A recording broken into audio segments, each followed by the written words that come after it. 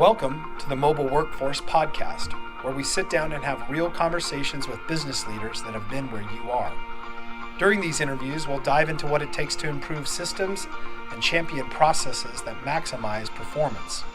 Each week, our trailblazing guests share their experiences and understanding of the workforce to help inspire change, challenge our thinking, and share what it takes to successfully travel the road to profitability.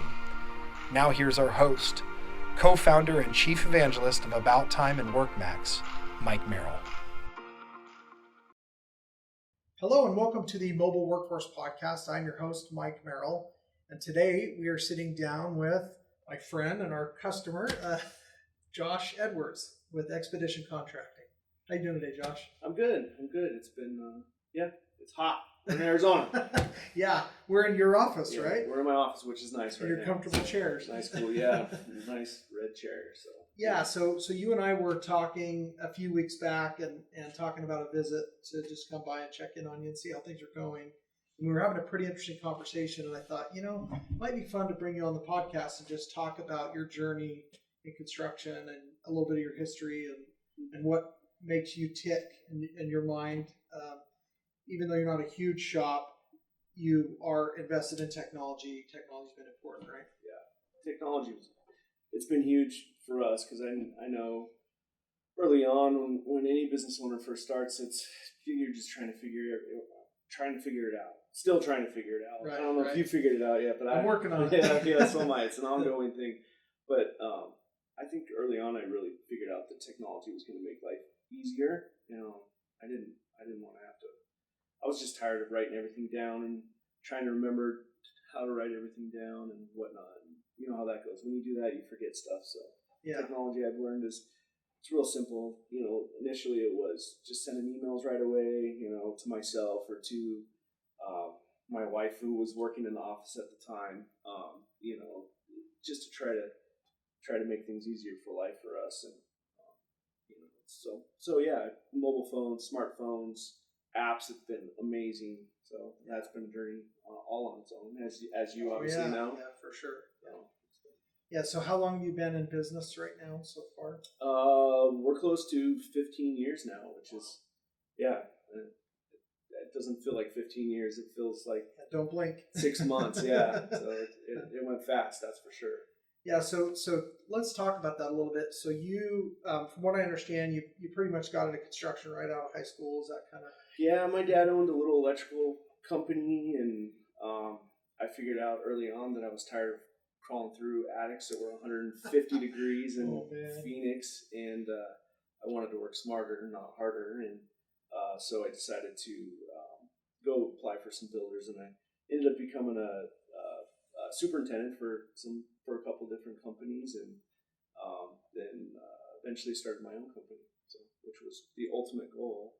Once I figured out I might be able to make a little bit more money than I was making for someone else. So. Yeah. So you had mentioned before we were talking here on the podcast that you thought, well, maybe I can get by with working maybe 30 hours a week if I start my own. How did that work out for you? Yeah, I'm still waiting for that. Let me tell you. So working 30 hours a day now, right? Yeah, right. With 12 different bosses. Right. Sure. It's just you think every business owner I think initially goes into business thinking I can do this and make a lot more money for myself and work a lot less hours, and it never works out that way. At least I haven't found anyone yet. I've had that conversation several times. So yeah. Well, you obviously have passion, or you wouldn't have done what you did, right? Like you took that plunge at some point. What do you think? So part of it obviously was having control, and you hope to work less and make more. Right. You probably worked more and eventually made more. Yeah. That probably didn't happen right away. Yeah. Probably lean times getting started. I mean, tell us about how you grew your business to what it is today. Well, initially it was me working out in the field. Obviously swinging hammers and running drills and whatever and fixing stuff. I really enjoy fixing things, believe it or not. So kind of started out in that handyman way of building. I thought I was going to build custom homes, and I'm still waiting to build custom homes 15 years later. But it's I enjoy doing things that no one else will do. Okay, just interesting. Just kind of random stuff, and that's kind of how we got into healthcare. we work in some bigger healthcare facilities now, which is a whole different challenge, and it's everything from politics to you got to pull special permits to work there, and you spend a lot of time training and learning the systems of where you're working, and but I tell you what, it's nice working at 72-degree temperatures versus out in the on heat. a roof. Yeah, in Phoenix, that's for sure. Yeah, oh, that's interesting. So most of your work's in the Phoenix metro area? Yeah, most of our work is in the Phoenix metro area. We try, early on, we just went wherever the work was. I wish I could work in Flagstaff all the time. That'd be great. Nice. But realistically, Phoenix is where it's at. It's the biggest market. So, yeah, we try to stay here for the most part. Yeah, so I think it's interesting. You already mentioned, you're hoping to work less hours, make more money, and again, maybe you're in a position you could do that a little easier now than we started. But on the other side of things, it feels to me like you're kind of an early adopter of technology, and even you're not running a huge operation, Right? You don't have hundreds of employees, so sometimes companies wait to put technology in place when they just cannot handle it anymore. Like they're just going to burst at the seams, Right. because choking on paper and spreadsheets and all these other, broken processes. I think I found where technology made us more successful was just the fact that I didn't have to spend the time working through paperwork, and I was trying to be more efficient, trying to do it without an office and try to stay mobile, I guess, more so than spending hours. I watched my dad for years working he'd come home after doing jobs and he'd work in the office for hours. Yeah. And I've got a family. I don't want to do that. So that was part of it. And so we've always kind of looked to technology to make things easier on the office side. Building is building. Construction is construction, but it's the office side that's hard. So we tend to try to find systems that are going to work for us, whether that's mobile apps, mobile phones, guys having iPads or computers in the field, which technology in construction in the field is always a challenge too, because things get broken. So, yeah, it's a rough environment, right? It's a rough environment. So, aside from the Phoenix heat, you're talking just hammers and people are bull in a china shop, right? Right. If somebody could make a screen that was not indestructible, I think they could bulletproof glass. Yeah, billionaires, right? Probably true. Right. So one thing too that intrigued me with your story is you're pretty mobile. You run pretty remote. Even to meet here in your office for this podcast, it was like, well, I don't go into the office much, right? You got a space here, but tell us about that. Yeah, realistically, I'm in the office a few days a week at most.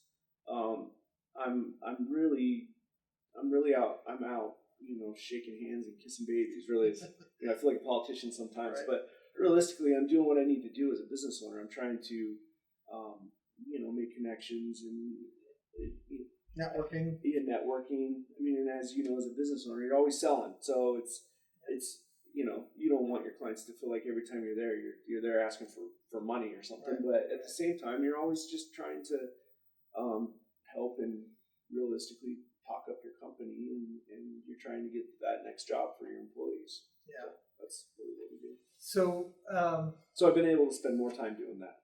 Okay. Rather than being in the office. Yeah. So you're doing some specialized work in healthcare. Mm-hmm. There's probably some security things. There's some things that you probably have to go through, some processes. You probably have more qualified people than just hiring general laborers off the street, so to speak. Tell us about that a little bit. Yeah, it's just the people that I look for, guys that are, for the most part, they've been in the field a while. They understand the business and they have an eye for detail. Because when you're working in healthcare, you can't. You're working around. If there's patients involved or people that are sick around, you can't just go into. It's serious. Yeah, you can't be cutting a wall open, with a drywall saw or whip out a circular saw and start cutting in the middle of a healthcare environment, so it's Right. it's very specialized. You know, you have to be. We've learned a lot over the years. You know, it's. I wish they had a school for it because it'd be really nice, but There's an idea. there you go. But it's different. You know, it's different, but the same. You know, what we found everywhere. You know, there's certain levels of no dust, and you gotta.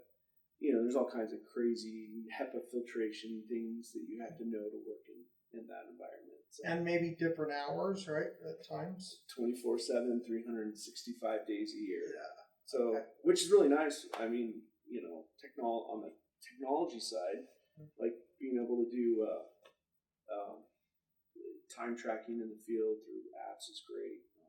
You know, your company's been helpful in that, and it just makes it easier in that way. And realistically, on Christmas Day, if there's something somebody has to work, you know, unfortunately, you know, because of technology, we're able to get those phone calls, and you know, realistically, guys can, you know, we've taken, you know, I've done meetings like mobile meetings, Yeah. you know, where I can look at something over a camera on a phone out in the field to help guys figure something out, which is you know, really nice. Yeah, So, 20 years ago, you couldn't do that. Yeah. It was you're driving 40 minutes each way. yeah, 10, 15 Right. year ago it was Yeah. harder. You know, Yeah. I mean, it really in the last few years, the mobile technology's been really nice. It's worked well for us. That's for sure.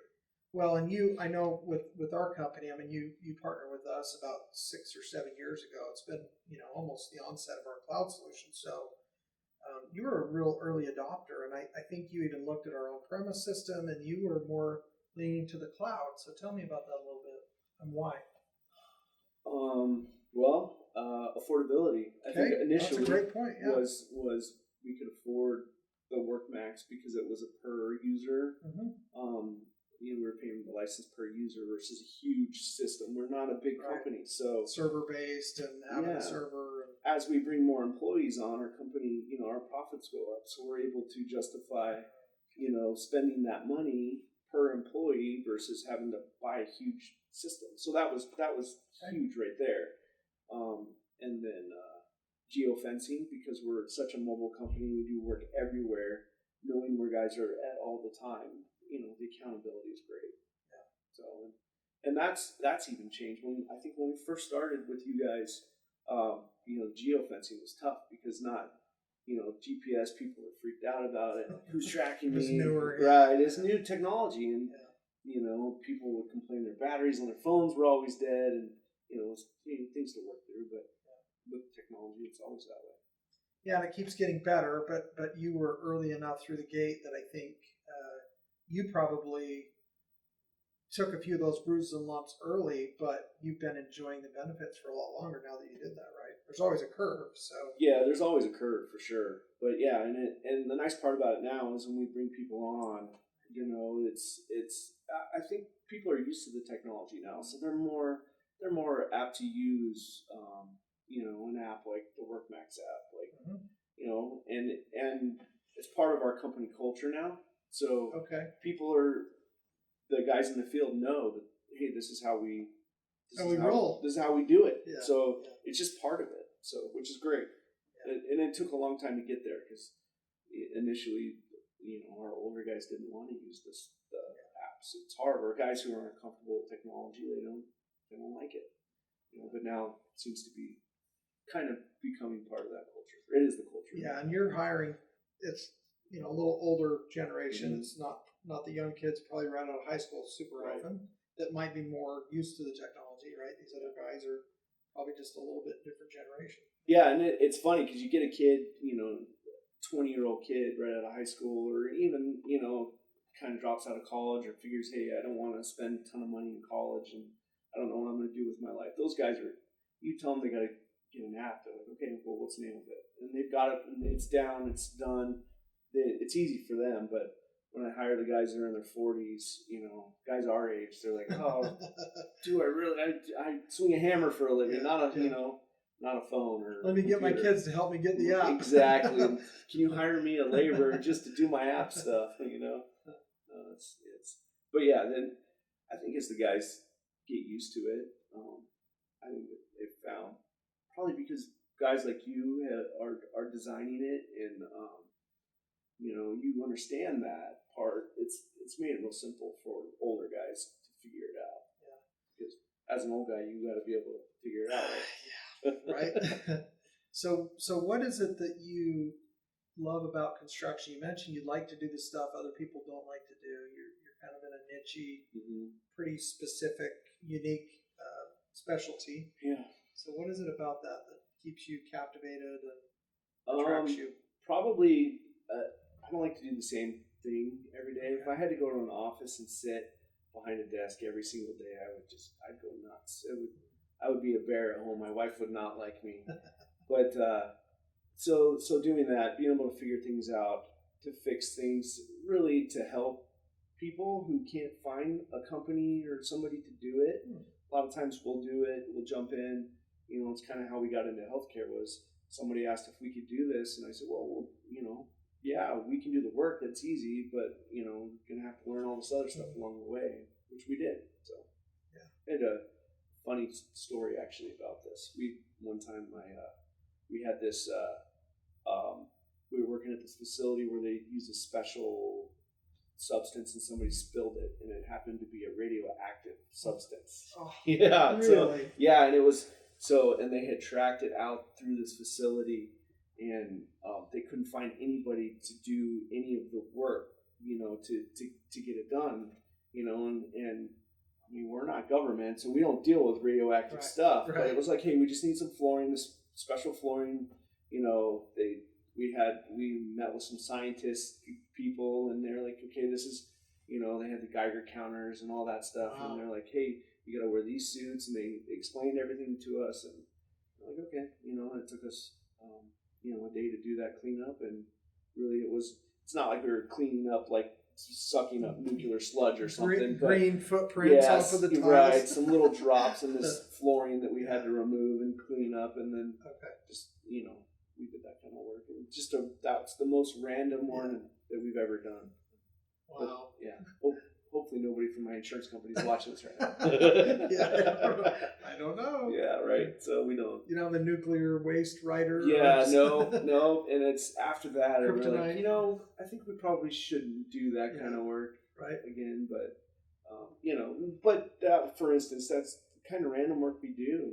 We go in, and when somebody else won't do it or can't do it, we figure out how to do it. So it's enjoyable. Oh, that's awesome. Yeah. So what you mentioned technology. That's a big part of your business. You like kind of doing things different every day. As far as your peers and people that you network with within the industry, I mean, there's a lot of construction going on in the valley. You probably have subcontractors and relationships with other people. What are you hearing in the market right now? I mean, in your space, you're busy. Do you have backlog? How does the future look? And what are your thoughts about just how things are right now? Just in construction? Mm-hmm. Well, for the Phoenix market, it's just crazy. We can't find employees. We've got more work than we've ever had available to us, which is great. It's fantastic. I think everybody is kind of looking at the market thinking, okay, the last time it was this good, it went down really fast. It can't stay forever. Whatever goes up is going to come down eventually. So I think that's kind of why we branched out the way we did. We've got a couple good healthcare clients, and then we've got some other commercial clients, and we're really trying to hedge against that.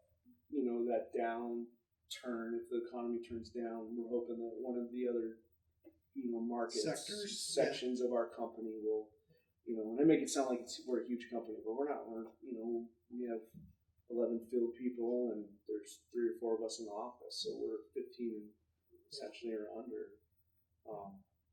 I wish I could find enough people to have 30 guys out in the field right now, but I just can't. I'm looking for, like everybody, you're always looking for good people, and it's really hard to find good people right now. Yeah, because everybody's working. So you do have enough work. You could sustain more if you could find the talent. Yeah, we could absolutely. Yeah, that's kind of what we hear a lot. I'm sure. Right now. It's and keeping good guys is always hard, especially right now because I mean, as you know, everybody's stealing good employees. Yeah. It's all about the dollar. Yeah. Well, and obviously, back to something that you shared before about your culture. You have a culture of technology with your guys, and it's just kind of how you roll. What are some other things that you think have helped you to maintain that synergy within your company and kind of, is it a family leaning business? I mean, what's your approach to that side of the business? Yes. So family first, believe it or not. That's really one thing. Like, if one of our team members needs a last minute day off because they have a kid that has a piano recital or a parent teacher conference that came up because their kid did something silly, no problem. Family members sick, like that's what I always tell my guys, like family is first. That's the most important thing. That's why we're all here at work. We're here to provide for our families, and hopefully have a little bit of fun and do something we like along the way, and make a decent living. So that's the goal with my team, not just a big corporate number. That's awesome. Yeah. Good for you. Well, you seem to enjoy what you do. I mean, you're doing well at it, and you're thriving, and you were fun to talk to on the phone when I called you. I thought, this is a pretty cool guy. I need to come and have a chat. So what, tell me this, what's something you've learned through this journey so far in business that's really helped you in your personal life? In my personal life? Mm-hmm. I'm really an introverted person. So I find like when I was younger, it was really hard for me to get out, like to have a conversation like this in front of a camera would be difficult. Right. And I think personally I've kind of learned how to talk to people and to be able to communicate. Enjoy that really is what it is. It's just getting out of my shell and understanding like, hey, you gotta be able to talk to people. And as a business owner, you gotta be able to talk to people. Yeah. It's easier said than done sometimes. So that presentation is important. They, if you want the work, they have to have confidence in you as an individual. Right. Yeah, and you got to figure out how to do it so people aren't like thinking you're like a used car salesman. Yeah. Not that used car salesmen are bad, but you want to be honest and people genuine, feel comfortable. authentic. Yeah, exactly. So I think that's something that the genuine and authentic stuff is hard. It's not hard for me, none of it. Yeah. But really, it's just being quiet and confident, but being able to have that conversation with people and really just really to be able to help them was our goal.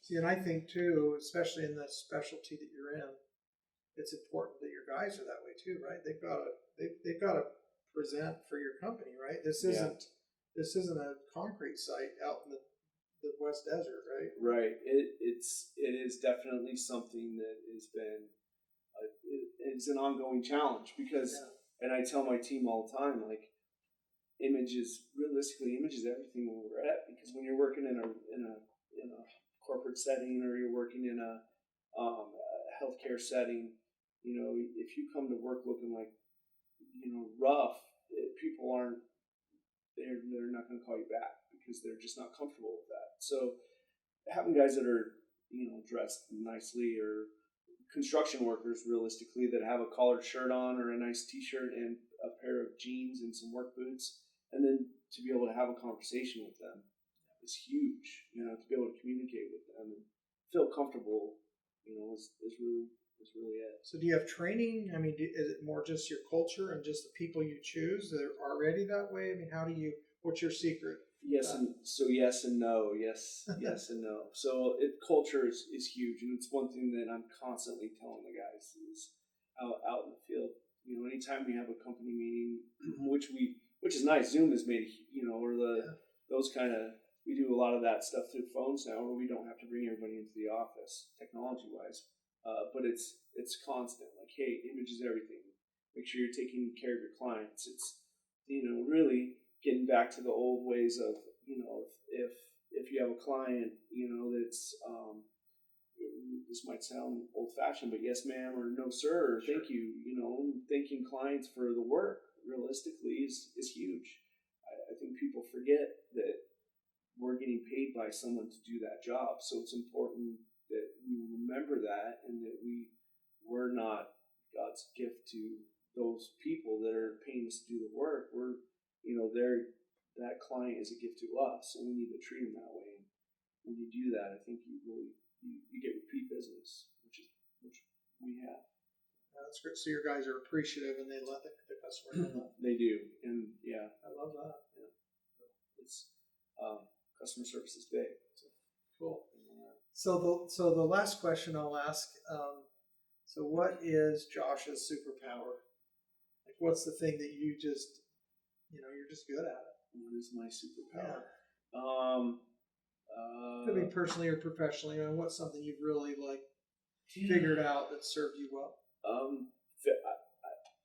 I can fix things. So really, I would say my wife was always saying that, you can just fix things. You can figure it out. I have a son who loves to just take apart things, and I'll come home and I'll have a box of things to fix, because he's taking everything apart. Right. But that's how I was as a kid, when computers first started coming out, I was taking them apart and trying to figure out how to put them back together and make them work again, or take this part and that part and make them work. I never really got good at the computer side, and that's for guys like you.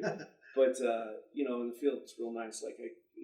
Taking old buildings and making them new again, or retrofitting things in a healthcare facility, or there's a whole bunch of old pipes, or there's an old ceiling grid system that needs to get fixed. We figure out how to do that kind of stuff. So, which has been good. Yeah, it's turned into your career, right? It's kind of turned into my career. Fixing things, fixing stuff back together, or doing things, figuring it out. Right? Long ways from building houses, which is where I thought we were going to be. Maybe you'll get some jobs here down the road, right? I enjoy this part of it, so it's been fun. Awesome. Well, it's been a lot of fun sitting down. I appreciate your time today. It's good to get to know you as well, and look forward to continuing this friendship on into the future. I look forward to it too. Well, thanks for having me. Thanks, brother. Appreciate you. All right. Thank you for joining us today on the Mobile Workforce Podcast, sponsored by About Time Technologies and WorkMax. If you liked the conversation we had today, or were able to learn anything new or helpful, please make sure to follow us on our WorkMax page on LinkedIn and on Instagram at WorkMax_. And subscribe to the show on iTunes or your preferred podcast platform so you will never miss another insightful episode. Also, if you enjoyed the podcast, please leave us a 5-star rating and review, and share the show with your friends and colleagues. Your support means the world to us and will allow us to continue providing impactful information with others looking to improve their results in their business and, in turn, their life.